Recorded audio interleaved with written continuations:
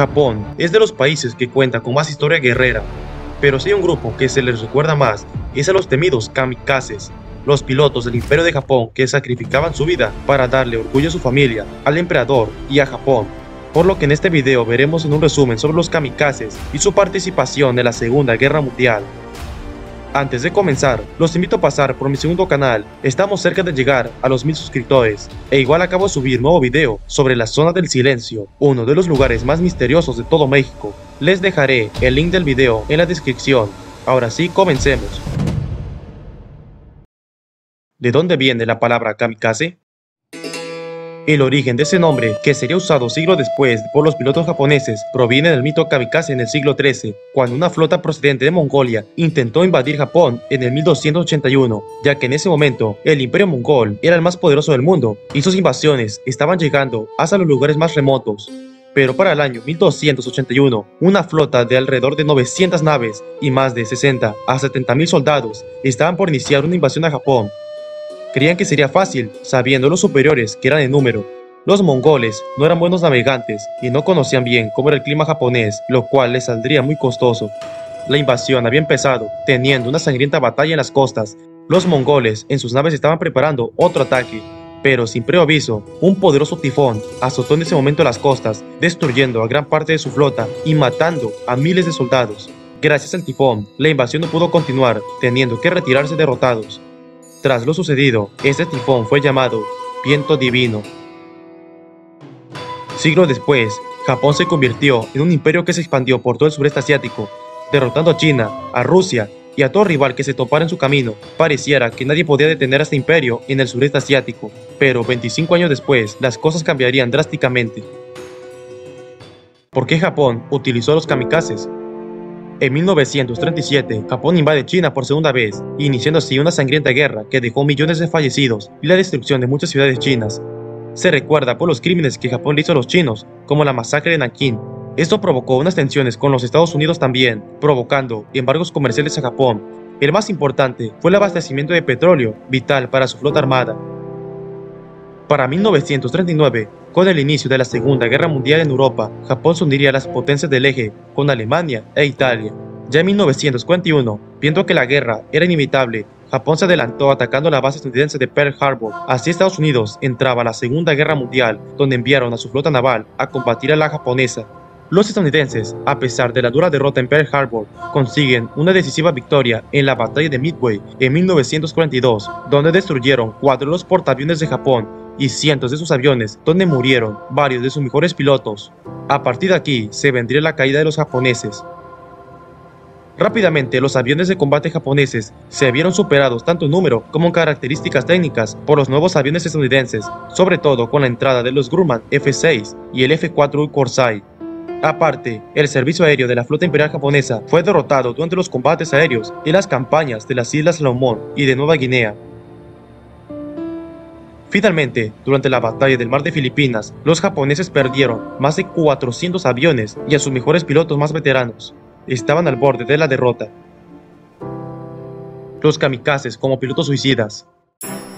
Cuando empezaron a escasear los pilotos más veteranos, es aquí donde Japón llama a la defensa de su país a muchos jóvenes que se enlistaron tanto en el ejército y en la fuerza aérea. Desde pequeños, muchos japoneses quedaban impresionados por los aviones y muchos soñaban algún día de servir a su país siendo pilotos. La cultura japonesa de la época hacía una obligación hacer sentir orgullosos a su familia, al emperador y a Japón. El 19 de octubre de 1944, el vicealmirante Takehiro Onishi, quien estaba al mando de la primera flota aérea de la Armada Imperial Japonesa, arribó a la isla de Luzón, Filipinas, donde se encontró con el comandante Rikihei Noguchi, oficial del Estado Mayor de la primera flotilla aérea, y al comandante Asahi Tamai, y le solicitó una reunión oficial donde estaban otros altos mandos. Les informó a los presentes que se había activado la Operación Show, por lo que era importante retrasar por lo menos una semana a la flota naval estadounidense, con el objetivo de permitir el arribo de la segunda flota japonesa. El vicealmirante Onishi vio que la única manera efectiva de lograr ese objetivo era organizar un grupo especial de ataque suicida formado por aviones cargados con bombas de 250 kilos. Al final, fue formalizada la creación del grupo especial, los pilotos suicidas llamados kamikazes. El 21 de enero se planeó el primer ataque, dividido en 3 secciones. Su objetivo principal sería atacar y estrellarse en cualquier barco estadounidense con el fin de hacer el mayor daño posible. En la batalla del Golfo de Leyte, entre los días 23 al 26 de octubre de 1944, se usaron por primera vez los ataques de aviones suicidas japoneses. Uno de ellos dio en el crucero pesado HMS Australia, y desde el día 25 de ese mismo mes comenzaron una serie de ataques organizados contra la flota aliada.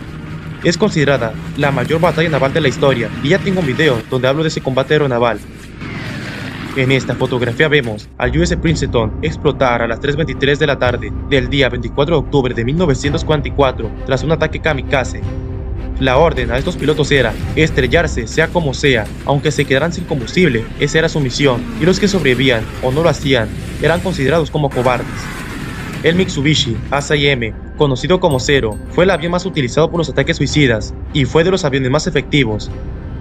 El plan de estos ataques iba funcionando, o eso se pensaba, ya que eso no impidió que los Estados Unidos derrotaran a los japoneses en las batallas de Leyte, Luzón, Iwo Jima, Okinawa, y que les lanzaran 2 bombas atómicas sobre Hiroshima y Nagasaki. Tras estas derrotas, los ataques nucleares y la entrada de la Unión Soviética a la guerra, Japón oficialmente se rindió en agosto de 1945.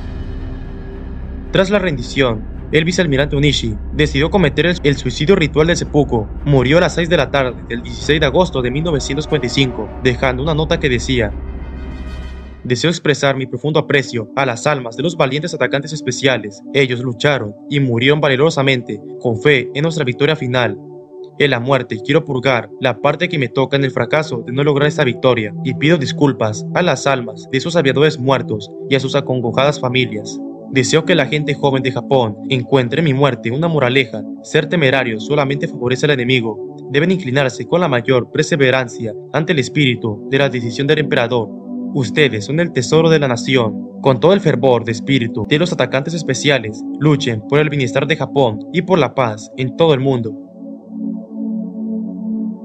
En total, se tiene registro que por todos los ataques kamikazes se hundieron 49 naves, 3 de las cuales eran portaaviones. Las pérdidas humanas registradas en el bando japonés, tanto de soldados como de civiles, se contabilizaron en unas 100.000 personas, de las cuales más de 2.500 eran pilotos kamikazes.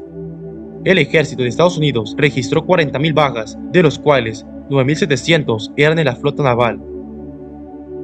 Esta fue la historia de los kamikazes. ¿Crees que su participación ayudó de algo a Japón, a pesar de que perdió en la guerra? Déjamelo saber en los comentarios. Si te gustó el video y quieres más contenido de la Segunda Guerra Mundial, te recomiendo ver estos videos. Hasta la próxima.